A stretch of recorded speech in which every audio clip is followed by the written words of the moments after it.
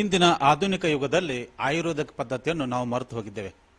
ಆಯುರ್ವೇದದಲ್ಲಿ ಏನೇನು ಮಹತ್ವ ಇದೆ, ಯಾವ ರೀತಿ ಆಯುರ್ವೇದ ಪದ್ಧತಿ ಬಳಕೆ ಮಾಡಬೇಕು ಎಂಬುದನ್ನು ಆಯುರ್ವೇದ ಪಂಡಿತರಾಗಿರುವಂತಹ ಡಾಕ್ಟರ್ ಶಿವಾನಂದ್ ರಾಥೋಡ್ ಅವರು ಈಗ ನಮ್ಮೊಂದಿಗೆ ಇದ್ದಾರೆ.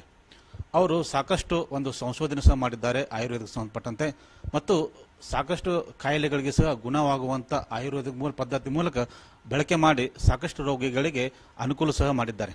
ಬನ್ನಿ, ಈಗ ಅವರು ನಮ್ಮೊಂದಿಗೆ ಇದ್ದಾರೆ. ನಾವು ಇಂದಿನ ಪ್ರಮುಖ ಮಹತ್ವದ ವಿಷಯವೆಂದರೆ ಉಪ್ಪು ಬಗೆಯ ಎಷ್ಟುಗಳಿದ್ದಾವೆ, ಉಪ್ಪು ಯಾವ ರೀತಿ ಬಳಕೆ ಮಾಡಿಕೊಳ್ಳಬೇಕು, ಆಯುರ್ವೇದಿಕ್ ಪದ್ಧತಿಯಲ್ಲಿ ಉಪ್ಪು ಯಾವ ರೀತಿ ಬಳಕೆ ಮಾಡಿಕೊಂಡು ಹಿಂದಿನ ಜನಾಂಗದವರು ಅದನ್ನು ತಮ್ಮ ಆರೋಗ್ಯಕವಾಗಿ ಬೆಳವಣಿಗೆ ಮಾಡಿಕೊಂಡಿದ್ದಾರೆ ಎಂಬುದನ್ನು ಕೇಳೋಣ. ಗುರುಜಿ ನಮಸ್ಕಾರ. ಈಗ ಮೊದಲನೇದಾಗಿ ಈ ಆಯುರ್ವೇದ ಪದ್ಧತಿ ಇತ್ತೀಚೆಗೆ ಕಡಿಮೆ ಆಗ್ತಾ ಇದೆ. ಅದರಲ್ಲಿ ಪ್ರಮುಖವಾದಂಥ ಅಂಶ ಅಂದರೆ ಉಪ್ಪು ಯಾವ ರೀತಿ ಬೆಳೆದು ಬಂತು ಮತ್ತು ಅದನ್ನು ಹೇಗೆ ಉತ್ಪಾದನೆ ಆಯಿತು, ಅದರ ಬಗ್ಗೆ ಮಾಹಿತಿ ಹೇಳಿ. ಎಲ್ಲರಿಗೂ ನಮಸ್ಕಾರ. ಇವತ್ತೊಂದು ಸಂದರ್ಭನೆ ಉಪ್ಪಿನ ಬಗ್ಗೆ ಬಹಳ ಮಹತ್ವಪೂರ್ಣ ಆಗಿದ್ದಿದೆ. ಭಾರತೀಯ ಮೂಲ ಪದ್ಧತಿಗಿಂತ ವಿಶ್ವದಲ್ಲೇ ಉಪ್ಪಿಂದ ಬಹಳ ಮಹತ್ವ ಇದೆ. ತಮ್ಮೆಲ್ಲರಿಗೂ ಗೊತ್ತಿದ್ದ ಪ್ರಕಾರ ನಾವು ಜೀವನ ಕಾಲದಲ್ಲೇ ಮನೆಯಲ್ಲೇ ಸಾಧಾರಣವಾಗಿ ಬಳಸಿರ್ತಕ್ಕಂಥ ಉಪ್ಪನ್ನು ಅನ್ಕೊಂಡಿವಿ, ಅಥವಾ ನಾವು ಉಪವಾಸದಲ್ಲೇ ಸಂದರ್ಭ ಒಳಗೆ ಬಳಸಿರ್ತಕ್ಕಂಥ ಉಪ್ಪನ್ನು ನಾವು ನೋಡಿರಬಹುದು, ಅಥವಾ ಕೆಲವು ಸಮಯದಲ್ಲೇ ನಾವು ಚಾಟ್ ಮಸಾಲದಲ್ಲಿ ಹಾಕುವಂಥ ಉಪ್ಪನ್ನು ನಾವು ಬಳಸ್ಕೊಂಡಿರಬಹುದು. ಬಟ್ ವೀಕ್ಷಕರೇ, ಭಾರತೀಯ ಸಂಸ್ಕೃತಿಗಿಂತ ವಿಶ್ವದಲ್ಲೇ ಪರಮಾತ್ಮ ಮಾಡಿಕೊಟ್ಟಿರ್ತಕ್ಕಂಥ ಮನುಷ್ಯರಿಗೆ ಕಂಡು ಬಂದಿರತಕ್ಕಂಥ 12 ನಮೂನಿ ಉಪ್ಪದಾವೆ. ಈ 12 ನಮೂನಿ ಉಪ್ಪದಲ್ಲೇ 5 ನಮೂನಿ ಉಪ್ಪಿನದಾವಲ್ಲ, ಅವು ಬಳಕೆ ರೂಪಲ್ಲೇ ಬರ್ತಾವೆ. ಮೊದಲನೇದು ಉಪ್ಪು ನಾವು ಟೇಬಲ್ ಸಾಲ್ಟ್ ಅಂತ ಅಂತೀವಿ, ಅಂದ್ರೆ ಅಡುಗೆದಲ್ಲೇ ಬಡಿಸಿರ್ತಕ್ಕಂಥ ಸಾಲ್ಟನ್ನು ಅಂತೀವಿ, ಉಪ್ಪನ್ನು ಅಂತೀವಿ. ಎರಡನೇದು ಸಮುದ್ರ ಸಾಲ್ಟ್ ಅಂತ ಅಂತೀವಿ. ಮೂರನೇದು ಮಾನವೀಯ ದೃಷ್ಟಿಯಿಂದ ಪದಾರ್ಥವನ್ನು ಬಳಸಿ ಬೆಂಕಿ ಒಳಗೆ ಕಾಸಿ ಮಾಡತಕ್ಕಂಥ ಬ್ಲ್ಯಾಕ್ ಸಾಲ್ಟ್ ಅಂತ ಅಂತೀವಿ. ಆಮೇಲೆ ಒಂದು ಉಪ್ಪಿದೆ, ಅದಕ್ಕೆ ಪಿಂಕ್ ಸಾಲ್ಟ್ ಅಂತೀವಿ ನಾವು. ಅಂದ್ರೆ ವೈಟ್ ಆಫ್ ಪಿಂಕ್ ಗತೆ ಇರ್ತೈತಿ, ಅದ್ರ ದೊಡ್ಡ ದೊಡ್ಡ ಬಂಡಿಗತೆ ಇರ್ತಾವೆ. ಏನೇನು ಬಂದು ಅಂತಂದ್ರೆ, ಉಪ್ಪಲಿಂದ 90% ಜನರಿಗೆ BP ಆಯ್ತು, ಜೊತೆಲೆ ಥೈರಾಯ್ಡ್ ಸಮಸ್ಯೆ ಆಯ್ತು. ಇವು ಎರಡೂ ಸಮಸ್ಯೆ ಬದುಕಲಿಂದ ಸಾವುವರೆಗೂ ನಾವೇನು ಮೆಡಿಸಿನ್ಸ್ ಬಳಸಬೇಕಲ್ಲ, ಅದು ತಪ್ಪಲಿಲ್ಲ. ಇದೇ ಉಪ್ಪದ ಮಹತ್ವವನ್ನು ನಾವು ಅರ್ಥ ಮಾಡ್ಕೊಳ್ಳಿಲ್ಲ. ಎಲ್ಲವೂ ಉಪ್ಪು ನಾವು ಬಳಸೋಕ್ಕಾಗಲಿಲ್ಲಕಂದ್ರೂ ದಿವಸದಲ್ಲೇ 30 ದಿವಸ ಅದಾವ ಅಂತಂದ್ರೆ ನಮ್ಮ ಜೀವನದಲ್ಲೇ 10 ದಿವಸದಿಂದ ನಾವು ಭಾಗ ಮಾಡ್ಕೋಬೇಕು. 10 ದಿವಸ ಟೇಬಲ್ ಸಾಲ್ಟನ್ನು ಬಳಸಬೇಕು, 10 ದಿವಸ ಸೇಂಧಾ ನಮಕನ್ನು ಬಳಸಬೇಕು, 10 ದಿವಸ ಪಿಂಕ್ ಸಾಲ್ಟನ್ನು ಬಳಸಬೇಕು. ಅಂದರೆ ನಮ್ಮ ದೇಹದಲ್ಲೇ ಎಲ್ಲ ರೀತಿಯಿಂದ ಏನು ಸತ್ವಗಳು ಕಡಿಮೆ ಜಾಸ್ತಿ ಆಗ್ತಿರ್ತಾವೆ, ಅವು ತಾವಾಗೆ ಬ್ಯಾಲೆನ್ಸ್ ಹಾಕೊಂಡು ಹೋಗ್ಬಿಡ್ತಾವೆ. ಅದಕ್ಕೋಸ್ಕರ ಪರಮಾತ್ಮ ಇವು ವಿಷಯನ ಮಾಡಿಕೊಟ್ಟ. ನೀವು 1 ತಿಂಗಳಲ್ಲಿ 10 ದಿವಸ ಅಂತ ಹೇಳ್ತಾ ಇದ್ದಾರೆ. ಆ 10 ದಿವಸದಲ್ಲಿ ಈಗಿನ ಪದ್ಧತಿ ಅನುಗುಣವಾಗಿ ಜನ ಏನು ಬಳಸ್ತಾ ಇದ್ದಾರ ಅಂದ್ರೆ, ಈ 10 ದಿವಸ ಪ್ರಮುಖವಾಗಿ ಈಗಿನ ಕಾಲದಲ್ಲಿ ಒಂದೇ ಉಪ್ಪು, ಒಂದು ದಪ್ಪ ಉಪ್ಪು ಇಲ್ಲ ಒಂದು ಜಿನಿಗೆ ಉಪ್ಪು ಬಳಸ್ತಾರೆ. ಅದರಿಂದ ಏನಾಗಬಹುದು ಅನ್ಸುತ್ತೆ ನೋಡಿ. ಜಿರ್ಣಿಗೆ ಉಪ್ಪೇನಿದೆಯಲ್ಲ, ಆ ಮಾನವ ಸಂಶೋಧನೆ ಮಾಡತಕ್ಕಂಥ ರಿಫೈನ್ಡ್ ಉಪ್ಪದು. ಅದರಲ್ಲೇ ನಾವು ಏನೇನು ವ್ಯವಸ್ಥೆಗಳನ್ನು ಹಾಕಿ ಆ ಉಪ್ಪನ್ನು ಮಾಡ್ತೀವಿ. ಯಾಕಂದ್ರೆ ಫ್ರೀ ಫ್ಲೋ ಬೇಕು. ಉಪ್ಪಿನ ಅಂಶ ಹೆಂಗೈತೆ ಅಂದ್ರೆ ಬೇಗನೆ ನೀರಿನ ಅಂಶ ತೊಗೊಂಡ್ಬಿಡ್ತೈತಿ. ಅದಕ್ಕೆ ಅದನ್ನು ರಿಫೈನ್ ಆಗಬಾರ್ದು ಅಂತ ತಿಳ್ಕೊಂಡು, ಅದನ್ನು ನೀರಿನ ಅಂಶದ ಆಗಬಾರ್ದು ಅಂತ ತಿಳ್ಕೊಂಡು ಅದಕ್ಕೆ ನಾವು ಮಿಕ್ಸ್ಚರ್ ಮಾಡ್ತೀವಿ. ಆ ಮಿಕ್ಸ್ಚರ್ ಪದ್ಧತಿ ಟೇಬಲ್ ಮೇಲೆ ಅಂತೂ ಭಾಳ ಚಂದ ಕಾಣ್ತೈತಿ. ಬಟ್ ದೇಹದಲ್ಲಿ ಒಳಗೆ ಹೋದ ತಕ್ಷಣ ಈ ಕಾಯಿಲೆ ನಿವಾರಣೆ ಆಗಿ ಬರಕ್ಕೆ ಸ್ಟಾರ್ಟ್ ಆಗಿಬಿಟ್ಟಾವಲ್ಲ. 90% ಜನರಿಗೆ ಮಂಡೇನು ಅಥವಾ ಎಲಬದನು ಬರಕ್ಕೆ ಕಾರಣ ಏನು? ಅಥವಾ ಇದರ ಜೊತೆಲೆ ಯಾವುದೋ ವ್ಯವಸ್ಥೆನ ನೀವು ಕೂಡ ಅರ್ಥ ಮಾಡ್ಕೊಳ್ಳಿ. ಉಪ್ಪನ್ನು ನಾನು ರಿಫೈನ್ ಮಾಡ್ತೀನಿ ಅಂದ್ರೆ ಅದರಲ್ಲಿ ಏನೋ ಹಾಕ್ತೀನಿ. ಆ ಹಾಕಿದ ಉಪ್ಪು ದೇಹದಲ್ಲಿ ಮತ್ತು ನನ್ನ ಕಿಡ್ನಿ ಸ್ವಚ್ಛ ಮಾಡಿ ಹೊರಗೆ ಹಾಕಬೇಕು. ಅದರಿಂದ ಮತ್ತೆ ನನ್ನ ಸ್ಟೋನ್ ಫಾರ್ಮೇಷನ್ ಆಗೋದಿಲ್ಲ. ಇದಕ್ಕಿಂತ ಜಾಸ್ತಿ 3-4 ವ್ಯವಸ್ಥೆ ಕೂಡು ಬರಾಕತ್ತಿರ್ತಕ್ಕಂಥ ಏನಂತಂದ್ರೆ, ಮೊದಲೇ ನಾವು ಹೊಳಿ ನೀರನ್ನು ಕುಡಿತಿದ್ವಿ ಅಥವಾ ಬಾವಿ ನೀರನ್ನು ಕುಡಿತಿದ್ವಿ. ಎಲ್ಲ ರೀತಿಯಿಂದ ಮಿನರಲ್ ಸಿಗ್ತಿದ್ವು ನಮಗೆ. ಇವಾಗ ನಾವು ಫಿಲ್ಟರ್ ನೀರು ಕುಡಿಯಾಕತ್ತೀವಿ. ಫಿಲ್ಟರ್ ನೀರು ರಿವರ್ಸ್ ಆಸ್ಮಸ್ ಅಂದ್ರೆ ಅದರಲ್ಲೇ ಇರ್ತಕ್ಕಂಥ ಎಲ್ಲ ಸತ್ವನ ತೆಗೆದು ಬಿಟ್ಟಿವಂತ.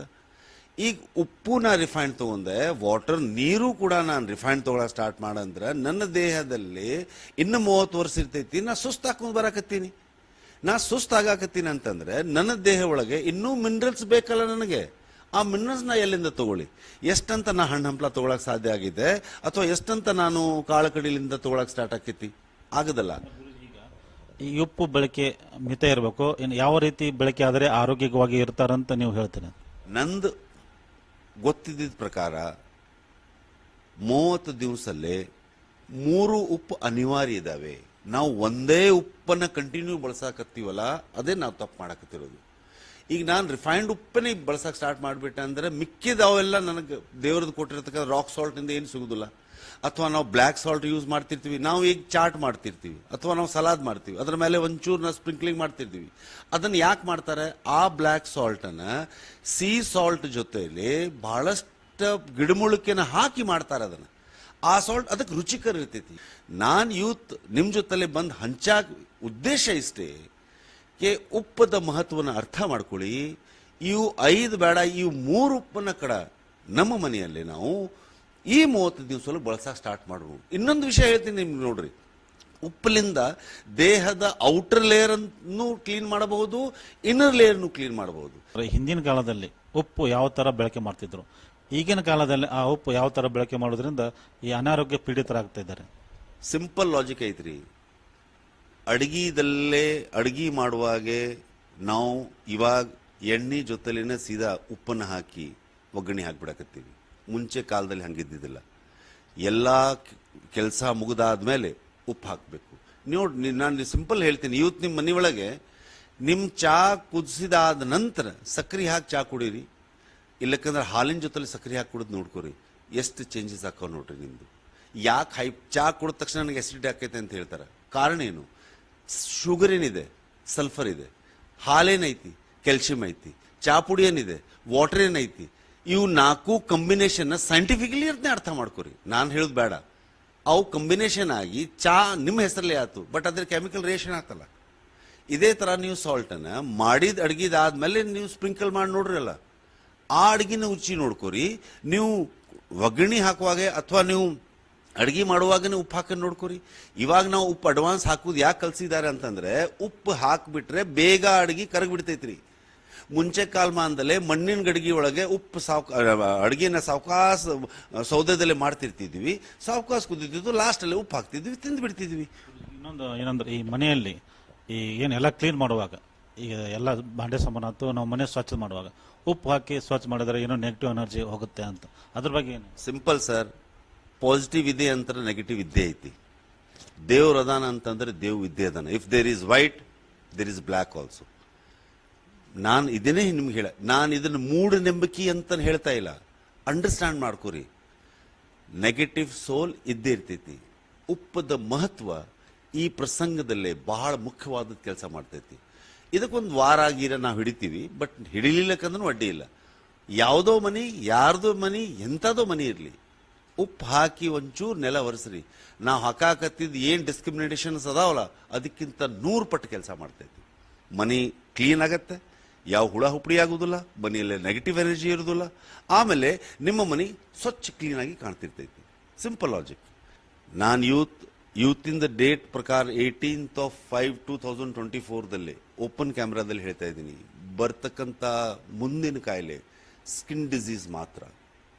ಸ್ಕಿನ್ ಡಿಸೀಸ್ ಯಾವ ನಮೂನಿ ಹೈಪರ್ ಆಗಿ ಬರ್ತೈತೆ ಅಂತಂದ್ರೆ, ಈಗೇ ನೋಡಿರ್ಬೇಕು, ಸಣ್ಣ ಸಣ್ಣ ಮಕ್ಕಳಿಗೆ ಗೊಬ್ಬರ ಇಳಕತ್ತಾವು, ಪಿಂಪಲ್ಸ್ ಆಗಕತ್ತಾವು, ತುರಿಸ್ಕೊಳಕತ್ತಾರೆ, ರಿಸಲ್ಟ್ ಸಿಗುದಿಲ್ಲ.